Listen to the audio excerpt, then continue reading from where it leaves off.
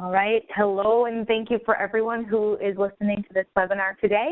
I am Bethany Reinholz, an energy advisor with GDS Associates, and today we're going to be talking about ways to help farmers and different agricultural producers save energy and find ways to finance improvements by doing on-farm energy audits. A quick overview of our agenda for today. We'll start out by going through different energy programs and how GDS is involved in those, why we should look at potentially having a farm energy audit, the different energy programs that are out there. The newest program that's been available recently through the federal government is the NRCS CAP 128, which is Farmstead Energy Improvement. And then we'll go through different GDS and energy services that may help to get producers those energy audits done and help them find the financing and go over some different overview of recommendations, types of energy audits, and things like that. So we'll get started here and start out right away with why do we even have farm energy audits? First of all, our farm energy audit will help to improve a farm's bottom line. If we can reduce expenses and overhead, we can increase income and revenue. It helps us to figure out which piece of equipment is using how much energy and which pieces of equipment are using the most energy, and then helps to figure out, is there a way to reduce energy used by those large energy users? We can look at potential greenhouse gas reduction goals, pollutant emission reductions, and then also use these energy audits a lot of times to take advantage of grant and incentive programs that are available. Some programs do require energy audits. There's others that do not, and we will discuss that in a little more detail as we move through this webinar. So there's a few different ways that there is financial assistance available. There's state and utility programs out there, things like Wisconsin's Focus on Energy, the Efficiency Vermont program, Energy Trust of Oregon. For a while, the state of Hawaii had a program, and there's utility-based programs like Georgia Power, Consumers Energy, and some other ones. They're oftentimes a combination of prescriptive and custom incentives. The prescriptive are usually a paper application that you can simply fill out and send in to get a rebate. Custom incentives usually take a little bit more planning and discussion with that utility or that state program to get the incentives figured out and lined up. And they're usually very specific to that utility or that state program. A lot of times they will not cover savings from liquid propane, fuel oil, biomass, things like that. They're generally only going to cover electric or natural gas. For a utility, if they don't supply natural gas, it's probably only going to cover energy savings from electric.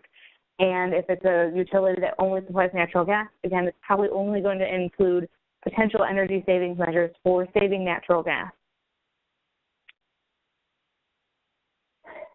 For these same programs, a lot of times there is also the potential not only for incentives from installation of efficient equipment, but there may be incentives available or payments available for the actual energy audit itself if you're looking for that full-fledged, high-level, very detailed energy audit. For example, the state of Hawaii did have a program that was covering about 75% of the audit costs. Same with Michigan State University does have incentives available for producers to get an energy audit done, and they're covering about 75% of the audit costs. There's also utility programs that do pay incentives to a customer for having a full energy audit done, such as Consumers Energy. They do pay about $500 towards the cost of a qualifying audit, which is a nice rebate for any customer looking to do that. And right now, the state of Colorado is providing the full cost of the energy audit for a customer that's a dairy or has a dairy or is doing powered irrigation system. So you should really check with your state or local utility to see what is available. Different states and utilities offer different things. You don't always have to pay full price out of pocket or go through federal programs. There may be something a little bit more local and easier to work with, but there are a lot of options out there. So moving on to additional federal programs for finding financial assistance for energy audits and improvements. Many people have already heard of the USDA, the Rural Energy for America program, REAP. There's also a program, the Conservation Security Program or Conservation Stewardship Program. I have that lined out because there used to be a payment for an improvement of doing the energy audit. However, that program has now changed and it does not offer those payments for the energy audit. And that's because in the last few years, the NRCS, the Natural Resource Conservation Service, has added a conservation activity plan to their EQIP program. It used to be cap 122 or 124, and now it's cap 128, something you may want to talk to your local farm service center about. And this is specifically a cap for agriculture energy management plans.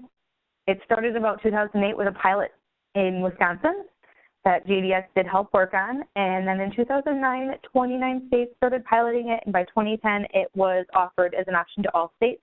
In 2012, it was truly available in every single state. So if you're interested in it, it's guaranteed that that's an option to sign up for on your state, and that's something you may want to go ahead and talk to your farm service center, local NRCS district conservationist about and get more information. So we'll break these federal programs down just a little bit.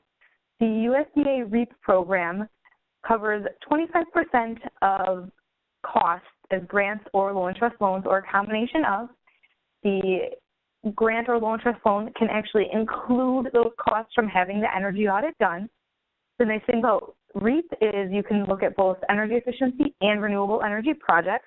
One of the only programs out there that's actually doing incentives on efficiency or renewable energy projects.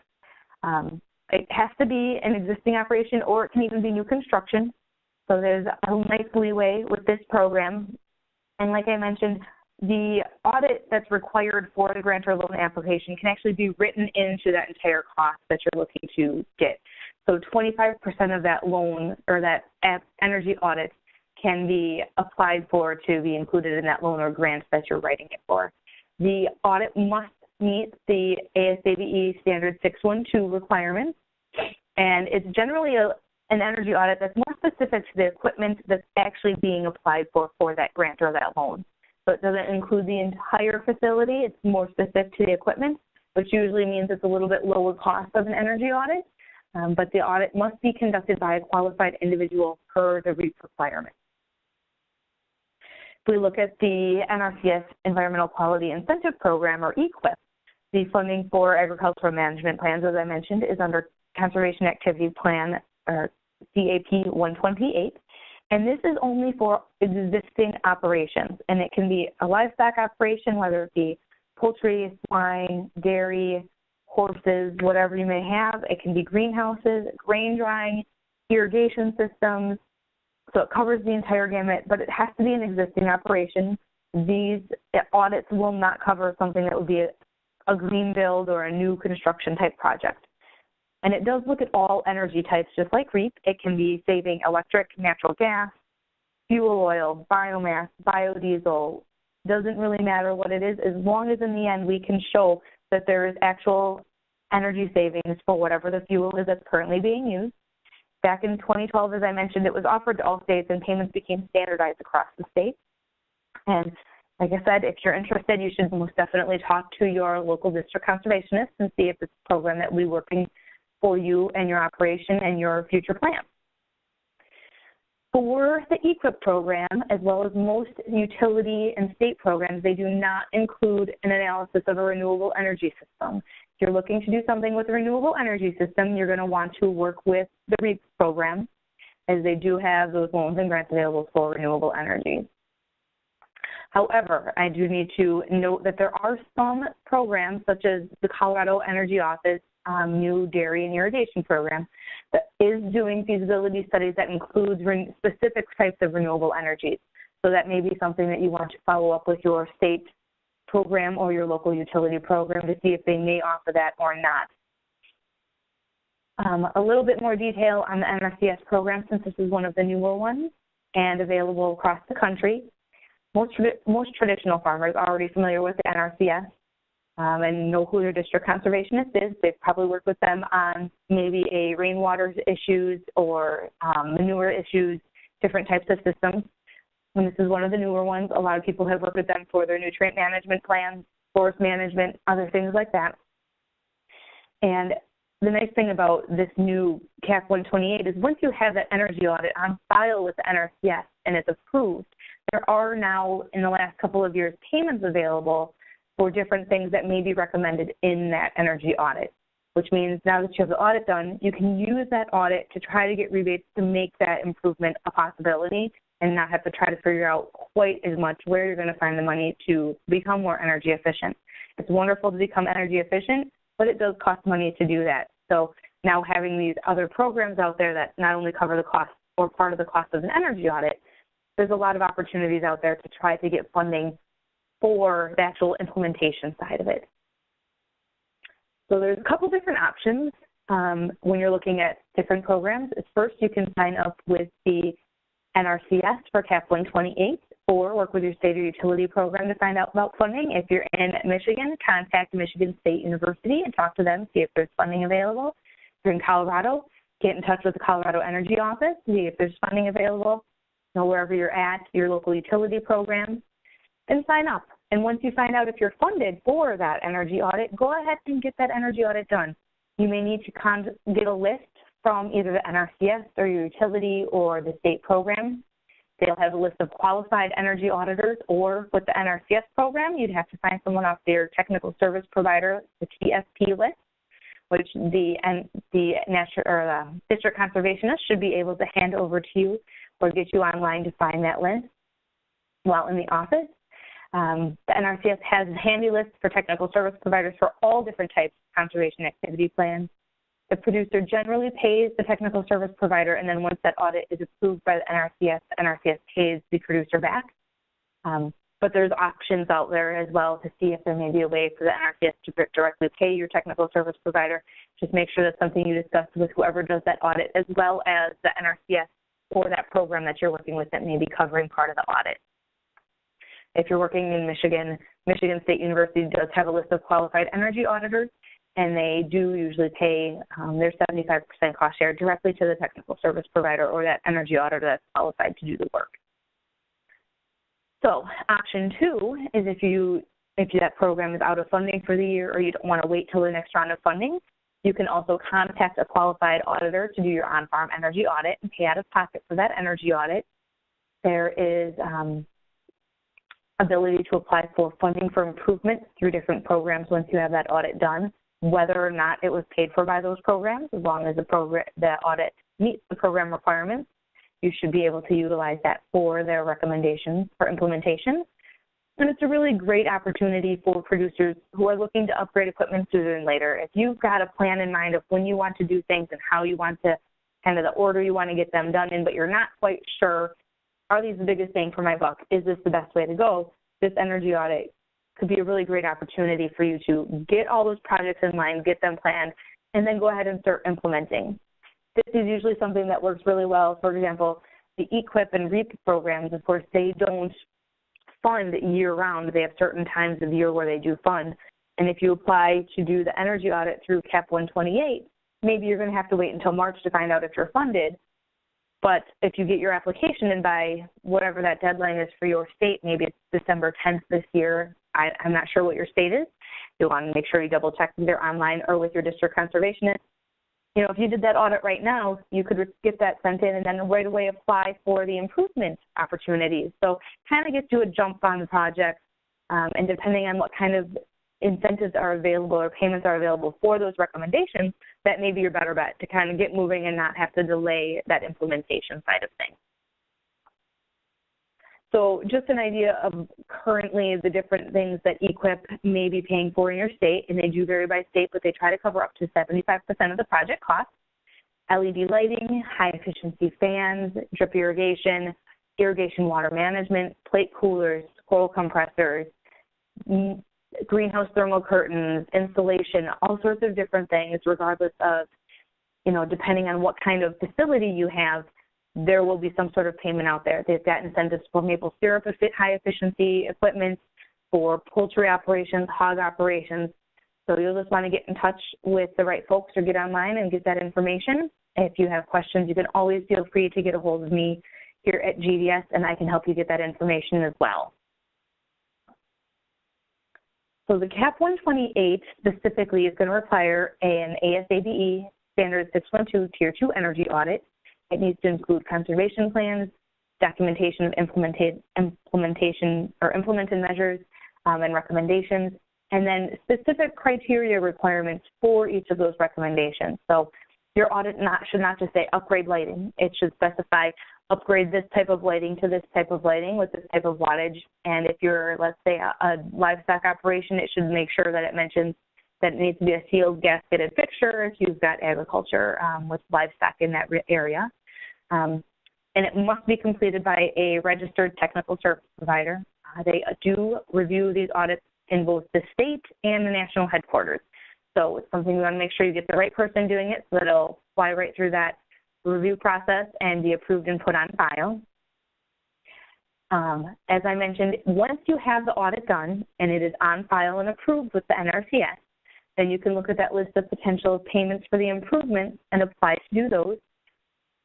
Once you find out that you're funded, then you can go ahead and purchase the equipment and install. Now, I know with REAP, a lot of times people will be very interested in doing something, get that application in, and then go ahead and purchase and install their equipment. Find out afterwards that they've got funded or not, but they have to at least have the application in. That is not the case with the EQIP program. The EQIP program, you're going to want to get the application in and wait until you find out that you are formally, officially funded, then go ahead, purchase that equipment and get it installed. So you don't want to jump the gun, otherwise you're going to have it already installed before anything's approved and you won't get approved for that potential payment. And that's very similar to how a lot of custom incentive programs work with different state or utility programs.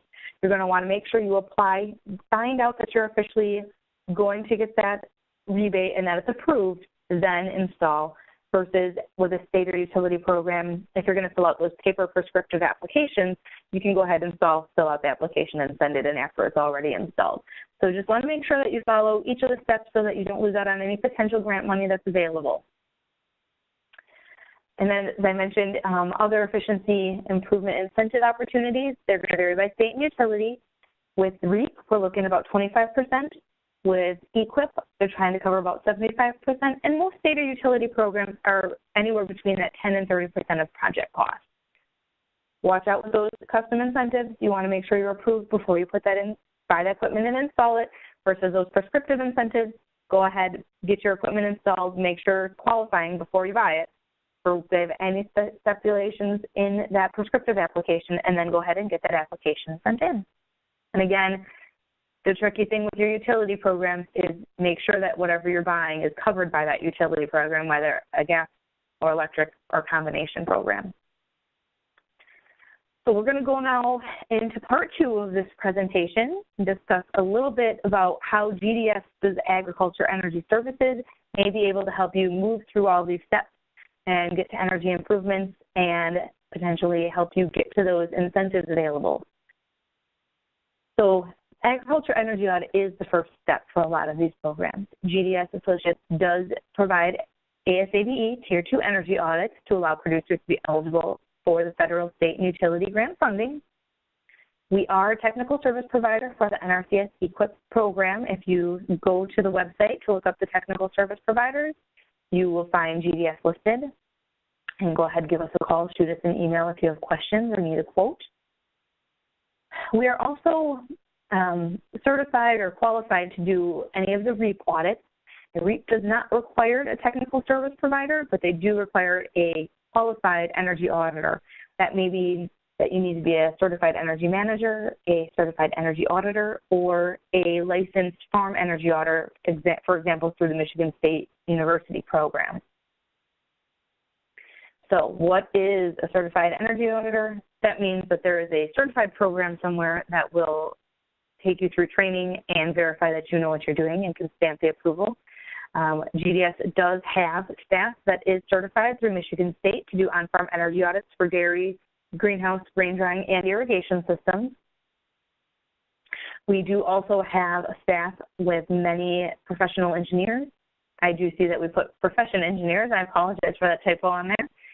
We do have many certified energy managers, CEMs, and we also have, there's a new certification out there, Certified Water Efficiency Professionals, CWEP. We do have staff as well that is certified for water efficiency. If you're looking for something outside of energy, we do have staff that can help with that as well. So when do energy audits make sense? Really, they make sense at any time, as long as it's at the right price.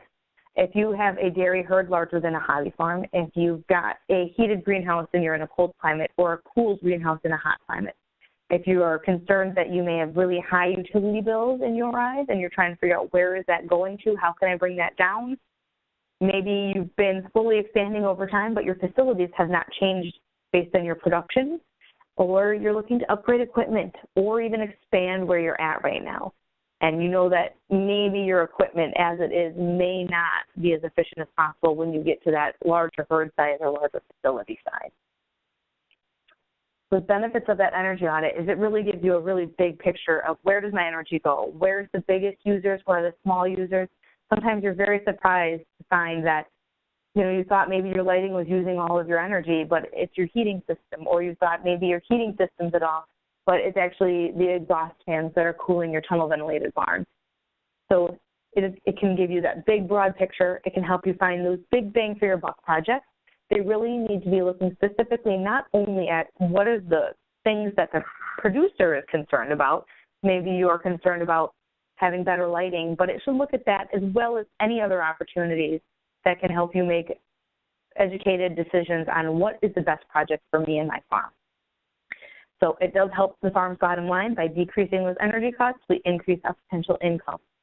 So the Tier 2 Energy Audit Report is a detailed evaluation and report of the entire farm enterprise energy use. This is something that the MSU program will require, that EQIP requires. REAP does require a Tier 2 energy audit, but only of the specific equipment, so a bit smaller of a report. And other utility and state programs also require this full ASABE Tier 2 audit. It looks at all major activities and components, breaks down energy use by each of those activities and components, and helps you figure out what's going where and what's my big bang for my buck. Background and energy calculations are really very important for whoever that auditor is. They really need to understand how is energy being used and how much of each of these pieces of equipment going to be using. Just because everyone uses a compressor doesn't mean that calculations are always standardized.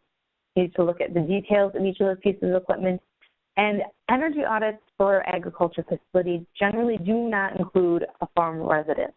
We'll only look at the actual true farming operation and not the home itself or any rental properties on site.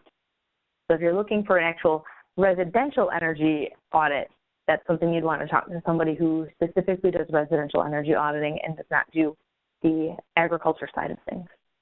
Or maybe somebody who does both of those things.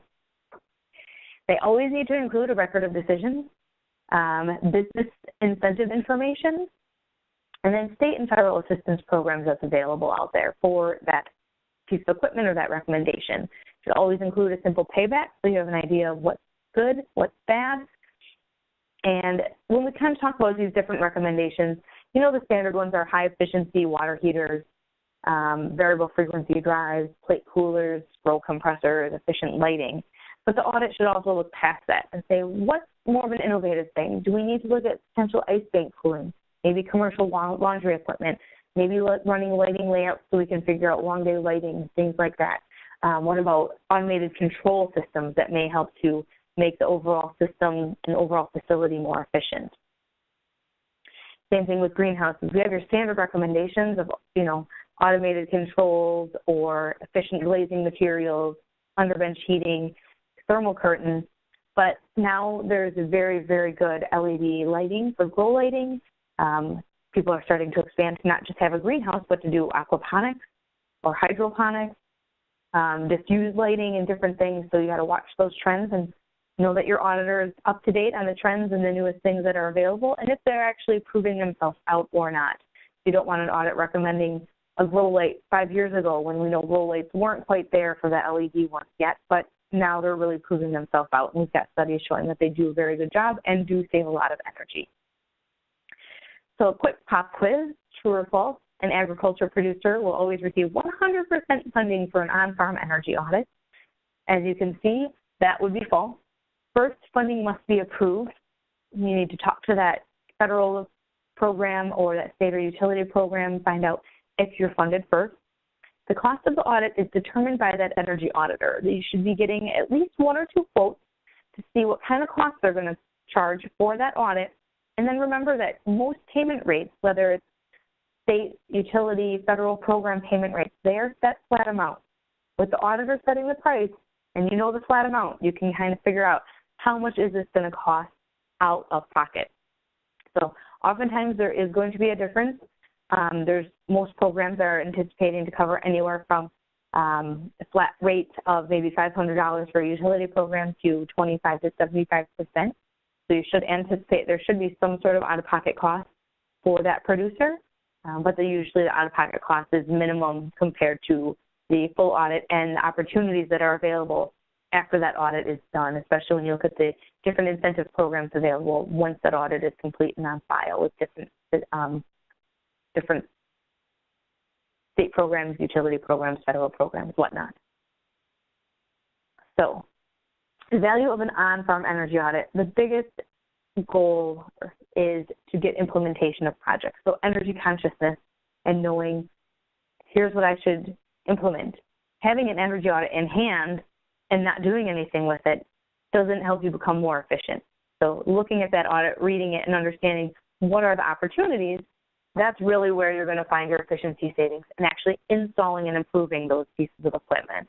It may require partnerships with federal agencies, states, private, different types of things, and that energy auditor should be able to help you find each of those different agencies and funding opportunities for you. So the big question, how much do these cost? Well, an online calculator tool would be free. You can generally get online. The NRCS has got some free online do-it-yourself tools. A lot of times phone interviews with different utility programs, incentive programs, state programs are free of cost. But a full on-site audit will generally cost something out of pocket. If you want a full ASADE Tier 2 audit, they can be anywhere from $500 to over $5,000. The ones that are usually on that lower end, between $500 and $1,000, are probably for the REAP program because they're only looking at that specific piece of equipment that needs to be analyzed. When you get to the full farm enterprise, they can get up over $5,000. But it's going to depend. How big is your enterprise? How many acres are we looking at? What kind of herd size do you have? And that typically averages out anywhere between $2,000 and $3,000 for a full Tier 2 energy audit of a full agribusiness. So let's get this wrapped up here and get some conclusions out there. So generally, on-farm energy audits do not include renewable energy audits. However, the Colorado Energy Office does offer feasibility studies for solar electric, solar thermal, and geothermal with their audits. If you're doing a REAP audit, that would be an audit strictly on a renewable energy system. It could lead to great funding opportunities otherwise not available, such as REAP, NRCS EQIP, and then some of those state or utility programs that require that audit for those custom incentives. And it could lead to great energy cost savings at the farm by knowing what those projects are and where your energy savings lie. It helps you figure out, is this a good payback or not? What should I move forward with? What should I hold back on? So just a quick recap. Audit reimbursement is going to be variable with the state or utility program, 25% with the USDA and 75% with EQIP. Implementation reimbursement is going to be typically 10 to 30% with a state program, 25% with REAP because that would be our 25% maximum with a grant or loan trust loan, and then up to 75% cost share with EQIP program. Different energy types that are eligible. State and utility programs, again, are going to only be electric and or natural gas. REAP and EQIP look at any type of energy, whether it be electric, natural gas, propane, wood, whatever you're using. And to apply for incentives, with the state and utility programs, if it's a prescriptive application, those paper ones you can just fill out, generally read through it and make sure you can go ahead and install them and send that in. Usually with a custom application, you're going to have to get the approval before you buy that equipment and install it, which is the same thing with the NRCS EQIP. You'll want to get approval prior to purchase and install. And the difference with REAP is as long as that application is in, you can go ahead and purchase and install. But you need to have that application in and ready to go and have a plan for what you want to do. So is a technical service provider required for the audit for state or utility programs? Generally not, but they may have other certification requirements. For REAP, no, but they do have qualifying auditor requirements. And for the NRCS EQIP, yes, they do require someone specifically off of that list. So if you have any other questions, please feel free to contact me, Bethany. You can either give me a call or shoot me an email. I'm happy to answer any questions that you may have and help you move along to the path of energy efficiency. Thank you so much for taking the time to join me today. We'll listen in and get a little bit more information about different opportunities out there for getting energy efficiency, getting that audit done, and potentially finding those incentive programs that can help you to make that efficiency a possibility. And I will let you all go back to your day. Again, if you have questions or concerns, please feel free to give me a call or send me an email. Thanks again for your time. Ta-da! We're done. All right. Yep, almost exactly 30 minutes. Right on. It's still recording, yeah. It says. No, I stopped it. Oh, okay. On this end, it shows recording at the bottom.